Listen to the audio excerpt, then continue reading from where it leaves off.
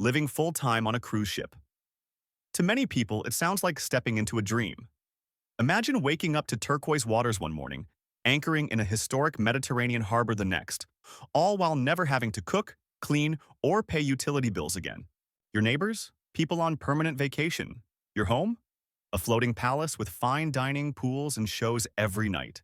But here's what most glossy brochures won't tell you. Behind the Instagram-perfect smiles, there's a side to cruise ship living that's far less glamorous. A side most passengers never see unless they actually try it. Over the years, I've spoken with retirees who sold their homes to live at sea, digital nomads who thought they'd found paradise, and even crew members who see this lifestyle up close. And while many had incredible moments, all of them discovered challenges they never expected. Today, I'm going to take you behind that curtain. We'll explore the dark side of living on a cruise ship, the hidden costs, the emotional toll, and the lessons you need to know if you've ever dreamed of making the ocean your address. By the end, you'll walk away not just entertained, but equipped with real insight. So you can decide if this life is for you, or if it's better left a vacation fantasy. Part 1. The Illusion of Endless Luxury. Let's start with the number one hook, the promise of luxury. Cruise lines know exactly what they're selling. Indulgence without limits, gourmet dinners every night, Broadway-style shows, infinity pools overlooking the horizon, and spas just an elevator ride away. On your first week aboard, it truly feels magical. But here's the reality. Cruise ships aren't designed for permanent living. They're built to dazzle you for a week or two, not sustain you for years. After 40 or 50 nights, that lobster tail isn't exciting anymore. It feels like yesterday's leftovers. The stand-up comedian you laughed at on day 3, by the third rotation, you're silently mouthing the punchlines. And the buffet? Believe it or not, long-term residents start craving something as simple as frying their own egg at home, just for the comfort of variety. One retired teacher I interviewed told me, "At first, I felt like a queen. But by month 4, it felt like I was trapped inside a luxury resort that never changed." Outside, the scenery shifted. Inside, it was the same shows, the same menus, the same hallways. Luxury faded into routine. And that's the first crack in the fantasy. Without fresh ways to create your own novelty, what once felt indulgent starts to feel monotonous. If you're considering this lifestyle, the skill to develop isn't how to indulge, but how to keep everyday experiences fresh. Part 2. The financial trap nobody talks about. Now, let's talk money, because the financial side of cruise living is both seductive and dangerous. On paper, it looks brilliant. For around $3,000 a month, you get lodging, meals, entertainment, and travel all rolled into one. Compare that to rent in New York or London, and it feels like a steal. But here's the hidden truth. Cruise ships are floating revenue machines. Every corridor is designed to tempt you to spend more. Drink packages, shore excursions, specialty dining, Wi-Fi, laundry, gratuities, casino nights. The list is endless. And here's the psychological trick. You're not handing over cash. Everything is charged to your cruise card, so the spending feels painless until the statement arrives. One couple I met budgeted carefully for $3,000 a month. By month 6, they were consistently hitting $6,500. Why? Because once you've committed to life on board, it's almost impossible to opt out. Want to check email? That's $20 to $30 a day for Wi-Fi. Need clean clothes? $5 a shirt. Even bottled water isn't always free. Suddenly, your cheap paradise costs more than many luxury apartments on land. The skill here isn't just budgeting, it's discipline. If you don't track daily expenses and set firm boundaries, you can slide into financial quicksand without realizing it. Remember, at sea, the danger isn't only the storm outside, it's the silent drain on your bank account. Part 3. The Cabin Reality, a Closet at Sea. When people imagine living on a cruise ship, they often picture themselves on the balcony every morning, sipping coffee while dolphins dance in the waves. And yes, those balcony suites exist. But here's the hard truth. Very few long-term residents can afford them month after month. Most end up in interior cabins. Small boxes, about 150 square feet, with no windows. To put that into perspective, the average American bedroom is around 200 square feet. Now imagine shrinking your entire life, your bed, clothes, desk, and bathroom, into a smaller space than that. Add paper-thin walls where you hear your neighbor's late-night TV or snoring, and you'll understand why many describe it as living in a closet that rocks back and forth. One couple I met lasted only 6 months before giving up. They said, "It wasn't just the lack of space. It was the lack of air, of natural light. We felt like we were living underground except we were floating." Here's the skill you'll need. Minimalism. On a cruise ship, storage is scarce. Closets are tiny, drawers are few, and you'll have to strip your life down to what fits into a few suitcases. That means learning to prioritize, to organize every inch, and to find joy in less. Without that, your cabin becomes a cage instead of a home. Part 4. The mental toll of isolation. Now let's move from the physical space to the emotional one. Because even with thousands of people on board, living at sea long-term can feel incredibly lonely. Why? Because almost everyone around you is temporary. Passengers you dine with on Monday are gone by Saturday.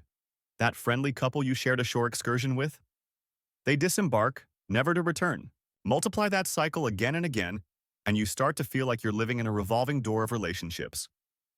One retiree told me, "It's like Groundhog Day. New faces, same small talk, then goodbye. Over and over." And beyond the people, the ship itself becomes a bubble. The same corridors, the same dining rooms, the same entertainment cycle. It all starts to blur together. At first, it's exciting. Later, it's claustrophobic. Psychologists call this the gilded cage effect. From the outside, it looks like luxury. From the inside, it feels like confinement. The skill here is emotional resilience. To cope, you need to create stability in unstable surroundings. Journaling to process your experiences, scheduling regular video calls with family, or even developing onboard rituals that give your day structure. If you don't actively nurture your mental well-being, isolation sneaks up on you, no matter how glamorous your setting looks. Part 5. Health risks, hidden below deck. Finally, let's talk about health. Something cruise brochures never mention, but something long-term residents quickly learn. Cruise ships are floating cities, bringing thousands of people from all over the world into close contact every week. That means constant exposure to colds, flu, norovirus, and worse. On land, you can avoid crowds if you're sick. On a ship, you're sharing air systems, buffets, and elevators. Illnesses spread fast. And while ships have medical centers, they're designed for basic care, not emergencies. If you face a heart attack, a severe allergic reaction, or anything requiring hospitalization, you'll likely need to be evacuated. And medical evacuation at sea can cost tens of thousands of dollars, often not covered by standard insurance. Then there's lifestyle decline. With buffets running day and night, cocktails by the pool, and dessert stations everywhere, temptation is constant. Yes, gyms exist, but they're often small, crowded, and limited. Several long-term residents I spoke to gained 20 to 30 pounds within their first year, not because they didn't care about health, but because the environment is stacked against balance. So what's the skill here? Self-care at sea. You'll need to set boundaries around food, commit to daily movement even in small spaces, and travel with your essential medications. The ship won't take responsibility for your health. You must. If you don't, the dark side of cruise living isn't just boredom or loneliness. It's a slow decline in your well-being. Part 6. The crew-passenger divide. At first glance, life on a cruise ship feels like one big family. Bartenders remember your drink order, waiters greet you by name, and stewards greet you with a smile. For short-term passengers, it feels personal and intimate. But if you're living on board for months, you start to notice the invisible line. Crew members live a very different reality. 10, 12-hour shifts, 6 or 7 days a week, cramped shared cabins below deck with no windows, and simple cafeterias instead of gourmet buffets. Their rules are strict, especially when it comes to interacting with passengers. Friendships are limited, and romantic relationships are forbidden. One long-term cruiser told me, "I thought I was becoming close friends with a bartender. Then I realized he wasn't allowed to cross certain boundaries. To him, I was a guest. To me, he felt like a neighbor. That gap never closed." Here's the skill you need: respect and awareness. Treat crew with kindness, but understand their world is not yours. Build polite relationships without expecting deep personal bonds. This mindset keeps you from feeling rejected and helps you appreciate the crew for what they are: professionals working hard, not peers sharing your lifestyle. Part 7. The revolving door of community. One of the greatest emotional challenges at sea is the constant turnover of people. On land, you have regular neighbors, a barista who remembers your coffee order, or a friend you can meet every week. On a ship, that stability doesn't exist. Every Saturday, thousands disembark and thousands arrive. At first, this feels exciting. You're always meeting new people, sharing stories, laughing at shows together. But the truth is, they're all temporary. They go home. You stay. A woman who lived at sea for 18 months described it this way. It felt like speed dating life. I'd make connections, and just when I felt close to someone, they vanished. I was the kid left behind after school, while everyone else went home. The skill here is learning to value temporary connections. Not every friendship is meant to last, but every interaction can matter in the moment. If you can appreciate short-term bonds without expecting permanence, you'll thrive emotionally.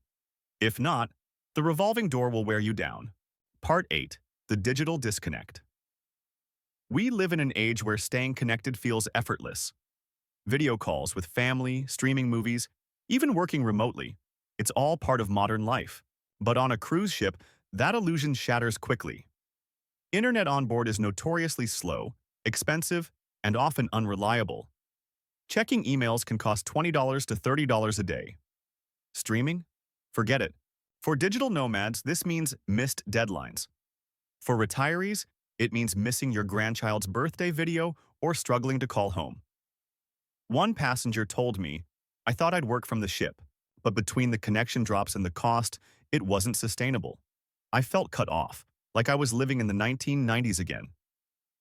The skill to build here is digital resilience.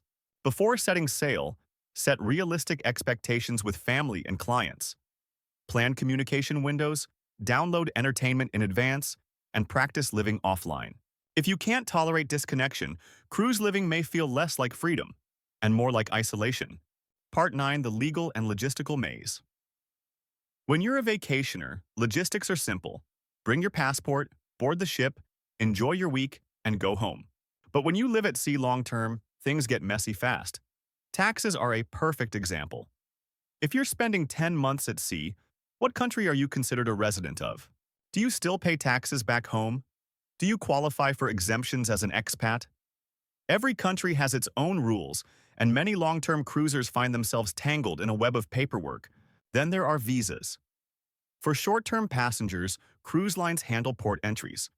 But if you're on board month after month, immigration officers start asking questions. Some residents have even been denied re-entry because their visas expired without them realizing. And what about basics like healthcare or mail? Prescription refills require careful planning around port stops. Miss the stop? You might miss your medication. Receiving mail? That requires forwarding services or family back home. And even then, things often get delayed or lost. Here's the skill you need: meticulous planning. Before committing, speak with tax experts, set up systems for mail, and create a medical supply strategy. Cruise lines won't do it for you. If you don't take control, you'll find yourself lost in a bureaucratic storm with no harbor in sight. Part 10. The Slow Fade of Adventure. One of the biggest selling points of cruise living is adventure. Waking up to a new horizon, stepping into vibrant cities, or strolling along exotic beaches. It sounds like a traveler's dream. And in the beginning, it feels exactly like that. But here's the secret. Novelty has an expiration date. After months, Caribbean islands start to look the same. Palm trees, duty-free shops, crowded beaches. Even grand European cities can lose their sparkle when you're rushing through them on a schedule, knowing you'll be back in 2 weeks. One seasoned passenger told me, "At first, every port was magic. By month 8, I found myself skipping stops because they felt repetitive. The thrill of discovery faded into routine." The skill here is intentional exploration. Instead of treating each port like a checklist, go deeper. Take a local cooking class, volunteer with a community group, or explore neighborhoods far from tourist shops. Without that deliberate effort, the adventure that drew you on board slowly turns into background noise. Part 11. Storms and Fragile Safety Nets. On land, if your power goes out or a pipe bursts, you can call for help or even step outside for fresh air. At sea, when something goes wrong, your entire home is affected. Storms can reroute itineraries overnight. Mechanical issues can shut down elevators or leave decks without working bathrooms. Outbreaks of illness can lock down cabins for days. And in rare but very real cases, fires, floods, or blackouts, life on board can change in an instant.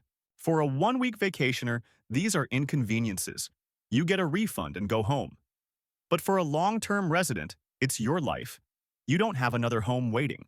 Your entire existence is tied to one vessel, fragile, floating, and vulnerable to the elements. The skill here is preparation. Always carry travel insurance that covers emergencies. Keep a small go bag ready with essentials in case of evacuation. And perhaps most importantly, practice mental flexibility. On land, resilience is helpful. At sea, it's survival. Part 12. Family Disconnection.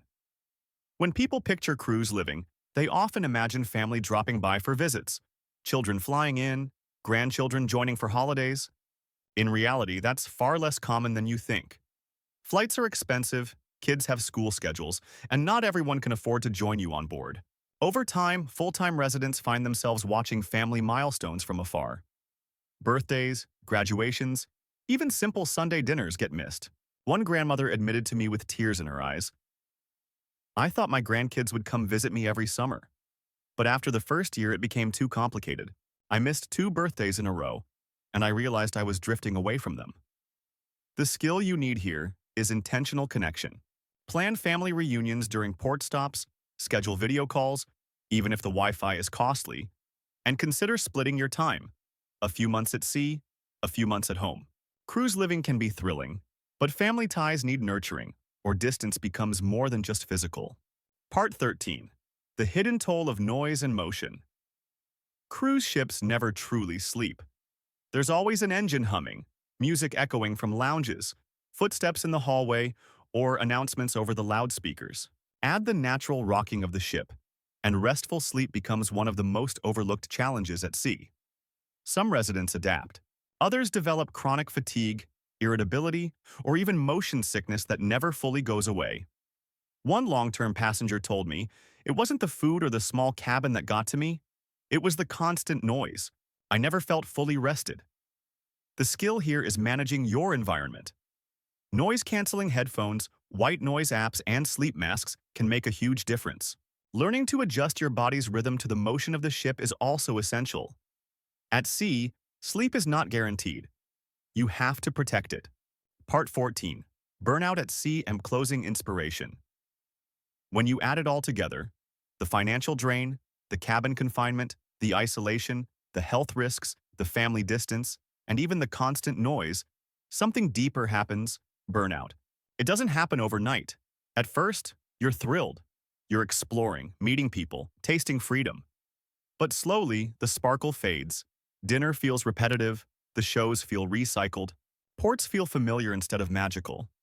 One morning you wake up and realize the dream has started to feel like a grind. That's the true dark side of cruise living. It's not just about money or space, it's about losing the very excitement that drew you there in the first place. But here's the good news. Not everyone burns out. Some thrive. They build routines, embrace minimalism, find joy in small moments, and keep their sense of adventure alive by going deeper into each destination. So here's my advice. If you dream of living at sea, test it first. Try a 30, 60, or even 90-day voyage. Learn how you respond to the realities before committing fully. Because cruise living isn't a fairy tale. It's a lifestyle that demands resilience, creativity, and self-discipline. And if you can master those skills, then yes, the ocean can truly become your home. But this time, it won't just be a fantasy.